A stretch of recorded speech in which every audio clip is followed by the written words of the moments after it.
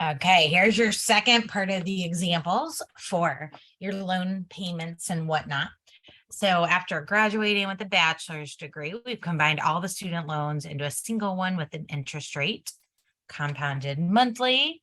Okay, so this is a great one if we're going to pay out the loan in 10 years, which is what usually a standard loan payout would be. Then we got to figure out what our monthly pay. Okay, so we'll figure out what's known. We know that we're taking out a PO of 18,000. We've got a rate of 0.032. We want to pay it in 10 years and K is 12 for a monthly payment. So what do we need to do to pay this?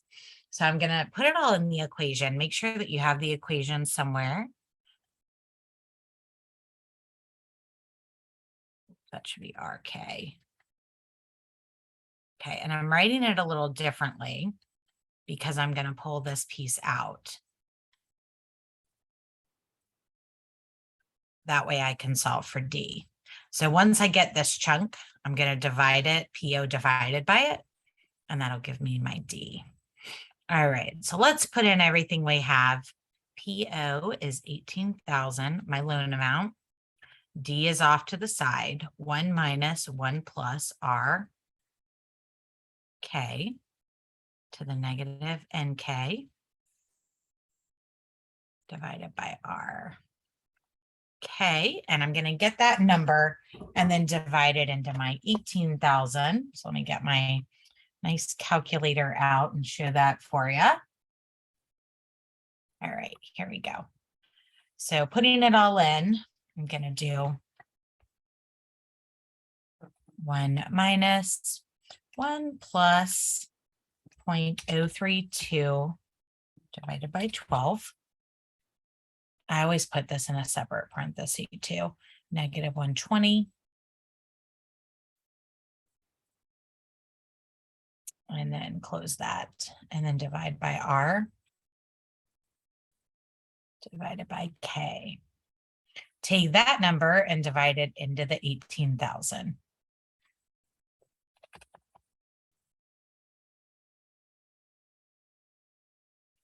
And there is my monthly loan payment.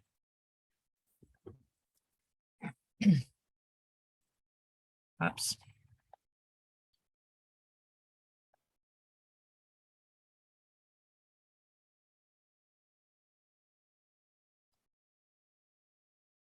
All right, so taking out this loan, how much interest? So interest is total minus the amount you borrowed. So we need to get our total. So your total is your payment times number of months times number of years. Number of months in a year, sorry, not number of months. So 175.48 times 12 times 10. So we end up getting 21,057.60. All right, so to get the interest, it's going to be the total minus the amount we borrowed, which was 18,000.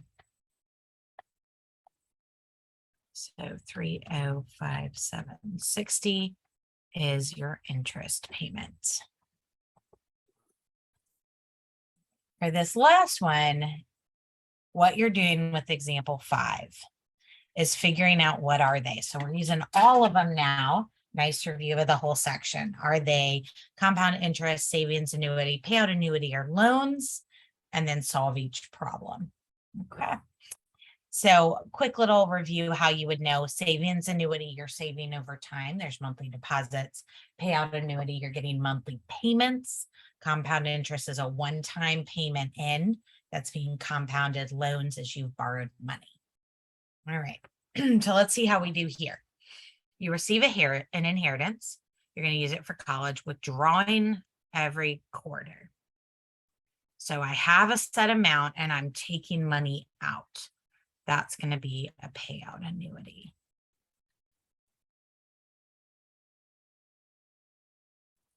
So my PO is 20,000. My R is 0.06. N is 3 and K is 4 because we want to take money out. So we're trying to figure out how much we can afford to take out quarterly if we've got to make it through 3 years. So we're going to set this up with our 20,000. I'm going to pull D out, 1 minus 1 plus R K, negative NK divided by R K. Okay, and then I'm going to take that number and divide it into my 20,000.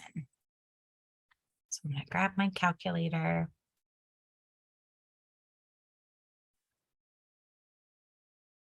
Okay, it wants to stay right there apparently. So we'll just leave it there because I can still see what I'm doing. So I'm doing 1 minus 1 plus 0.06 divided by 4 raised to the negative 12 divided by 0.06. Make sure you don't type it wrong. Divided by 4. And then the loan amount was 20,000. So I'm going to divide by that whole answer and get my number. So quarterly to help pay for school, she can get 1,800. Sorry, 3,360. And that payout annuity. Okay, next one, we want a new car.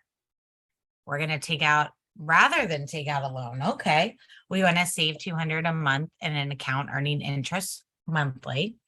How much can we save? So that's smart, save for that car. So that's a savings annuity because we're saving monthly. We're putting money in monthly, 200 a month. So D is 200, R is 0.03, K is 12, N is 3. So we're trying to get that payout annuity number. You know, how much are we going to be able to afford towards this car if we do that? So we do PN is equal to D, 1 plus R K to the NK minus 1 divided by R over K.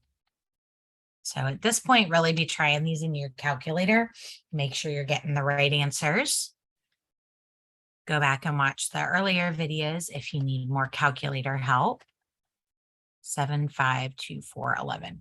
How you type this in the calculator is exactly how it looks. Put all the parentheses exactly where they are, and you'll be in good shape. All right, for the next one, we're managing investments. We want to invest some money. How much does she need to deposit? So this doesn't say it's an ongoing deposit. We want to just deposit now. So this is a regular compound interest. We want to put some amount in today. She's doing investments for this company to have 30,000 in 6 years. All right, so for this one, my R is 0.05. My N is 6. My PN that I want at the end is 30,000. And my K is 1 because it's compounded annually. Annually is 1. So my question is still, how much do I need to put in the bank today? So the equation for compound interest, just to remind you, looks like that. So PN equals PO, 1 plus R K to the NK, and you can drop the K because it's 1. So I'm going to do 1.05 to the 6th power. And then divide that into 30,000. to get my number. 1.340095641. And that'll roughly tell me I need to put in, oh, I typed too many zeros there. Just move the 0 to 22,386.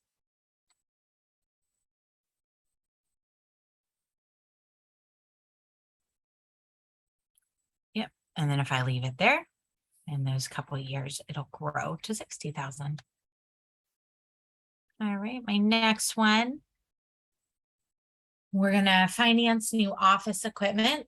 How much equipment can she buy? That's gonna be a standard loan. Let's figure out what we have. We have R. We have N is 4. We have monthly payments of 100. And K is gonna be 12 as well, because we're paying monthly.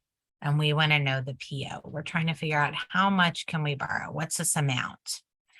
So when we fill it in, it's PO equals DR minus R plus RK negative NK divided by RK. Ooh, all that good stuff.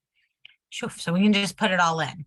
So PO equals D 1 minus 1 plus RK. And negative NK, I'm going to go ahead and make that negative 48. All divided by R divided by K. You can type that in exactly how it looks. Put all of those parentheses exactly where they are. And you can afford $4,609.33. Awesome. And last but not least, how much would you need to save every month to have 5,000 in an account at the end of 2 years? That would be a savings annuity. All right. So your R is 0.04.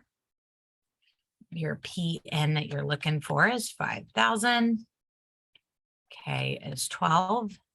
N is 2. And we need to know D. So let's see if I were to put all that together. So when I move these around, I can put the D and then just divide all this. Or I can cross multiply and have it be 5,000 times the RK. That may be a little bit easier. And then divide by the total. So you can do this as cross multiplication if it works a little better for you. That gives you the D and then the rest of it. Sometimes that's a little prettier. Otherwise, do it the way you're used to. And then this one would be NK, so that's 24.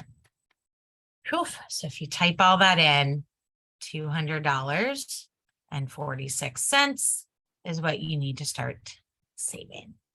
All right, that concludes the finance unit. Have a wonderful day.